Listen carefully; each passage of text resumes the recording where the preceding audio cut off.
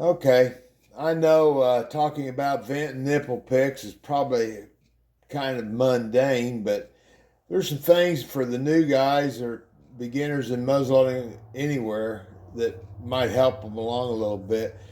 So I'll go over a few of the ways I make vent picks and other people make vent picks, and then you can kind of pick whichever one you like. Uh, First off, I'll start with this would be a touch hole pick. Uh, you see the little larger diameter. I just drill out the end of a piece of horn here. I call deer antler horn. That's a tribute to Chuck Oder because that's what Chuck always called them. So what I did, put a little bit of JB weld on there, and I'd actually filed some little notches in that so the JB weld's got something to get to, and you've got yourself a finished pick. You can go ahead and smooth things up here. I like the end of these to be flat and blunt. A lot of guys will sharpen them, and here in a minute I'll go into why I don't like that and why I like this better. But there's a nice little vent pick for flintlock. Now, I'm going to get over on nipple picks. Here's a nipple pick I made with a piece. I turned a piece of deer antler on my lathe, and here's the issue with nipple picks.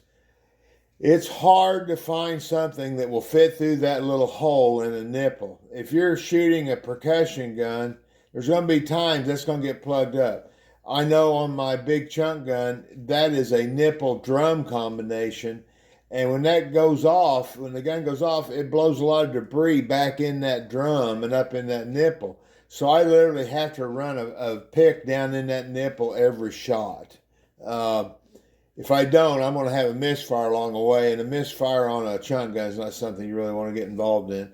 My mule ear, of course, the nipple goes directly into the bore, and that's a little simpler there. It's still going to catch debris, but you can take a pick like this and run it straight into the bore and open that up for the cap charge to go through.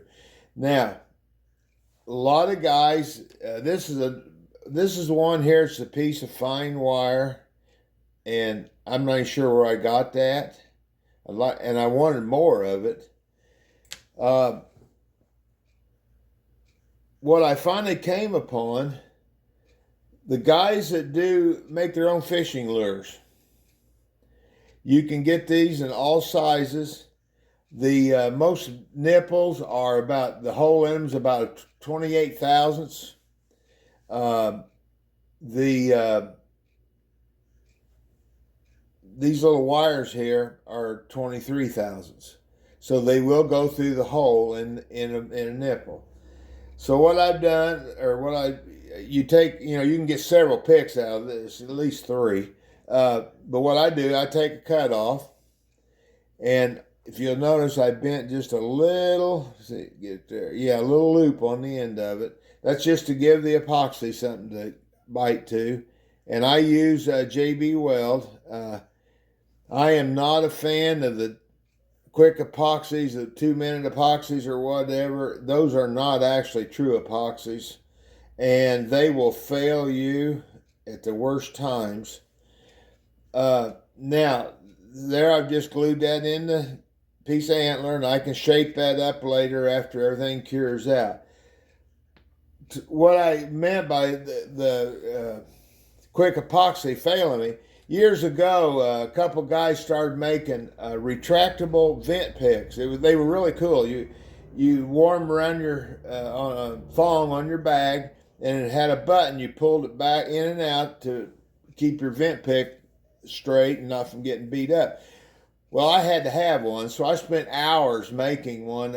You hollow out deer antler, and then you have to make a button, a silver button, and a guide and everything in there for that to work on. Well, it was beautiful. And then one day I come down out of the woods, and the only thing left was the end cap right there because that epoxy had failed. And I have since put another antler on there. It's not retractable any longer. And then I cross pinned it. So the cheap, quickie epoxies, you got time. Just use a good epoxy. Put it away. It'll be done, ready for you tomorrow. Don't try super glues.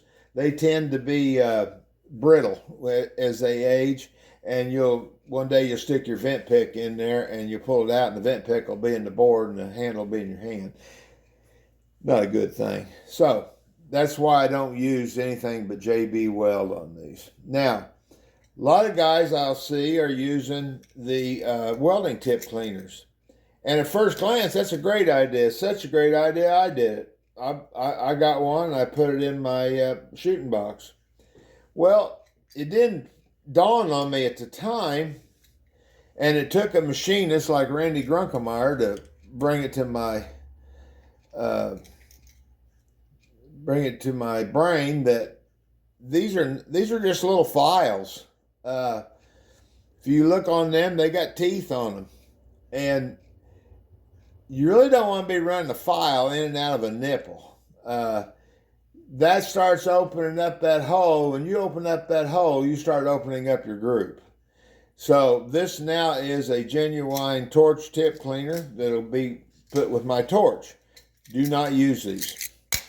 The other thing, here's something that a lot of guys are using. It works halfway decent.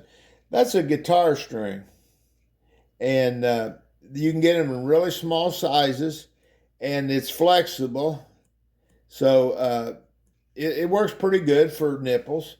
In the bigger ones, you can use them for vent picks for flintlock on the bigger strings. One of the things that earlier I mentioned about on the vent pick, this being blunt. Here's the thing. I know you'll see them in a lot of rendezvous and stuff. The blacksmiths are making these they take a piece of key stock and they'll make it all pretty they'll twist it and put flutes and everything on it, and it's supposed to be a vent pick for your flintlock. Well, if you look at it, they're usually about 1.5 inches long, and they got quite a taper ground in or filed into them. The taper usually only goes in a touch hole about 1/8 of an inch, if that. But the thing is, if you look at those types of vent picks, basically every time you stick that in your touch hole, what you're doing is putting a tapered reamer in there, because people stick it in and they turn it. Well, again, you don't want your touch hole starting to ream out prematurely, because that'll open grooves up. In today's world, if you're not using, and I'm not downgrading any of the other guys, but I'm just saying, if you're not using a white lightning, you're missing out on a lot. I remember the gun I won in 2001. I won the Valley Ag and won a nice rifle that Matt Kincaid had built. It had a white lightning. It had to be one of Jim's early white lightnings. And I shot that gun. That was my go-to gun for the next, it's still my go-to gun. But I finally put a new touch hole in that after 10 years. And I'm talking thousands and thousands of shots. I don't even think it needed it then, but I just felt like I probably ought to do it. 10 years on a touch hole on a gun that's shot every weekend is quite a lot. Those are really good. I don't know what kind of metal he's using on those, but those are really, really good. That's not, like I said, it's not downgrading the nipples made with Amco and other kinds of stainless and everything.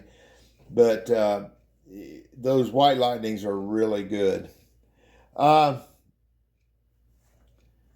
You can see here, a lot of times you can just drill a hole in the antler and put a piece of leather. It makes it a little easier to find when you're down on a shooting mat or you're reaching in your bag. Vent picks are a thing that anybody can make. Everybody's probably got access to pieces of deer antler. And you can purdy these up. If you're handy, you can scrimshaw them, make them real pretty. I don't like to put a lot of effort into something I'm probably going to lose, and I've lost a million of them. So a piece of deer antler, I got plenty of that, or I'll turn a little piece of wood or something like that. I see a lot of guys that shoots and stuff with a paper clip. They stick a paper clip in, and that's fine. But uh, it doesn't take that much more effort to make a pick that will last you pretty much forever or until you lose it. Uh, at our gun club, after about every shoot, I can walk down the line and find vent picks stuck in the splatter boards on the range there because guys walk off and forget them. We usually try to hook them back up to the owner, but you do lose them. These little fishing lure wires, and that's what they are. That's for the guys who make their own fishing lures. Uh, they are really cheap. I think I bought 100 of them for like $7, and they're stainless steel. They're good stuff, and they don't bend easily. And the important thing is, it's about the only thing you're going to find that will fit through a nipple. About everything else is too big.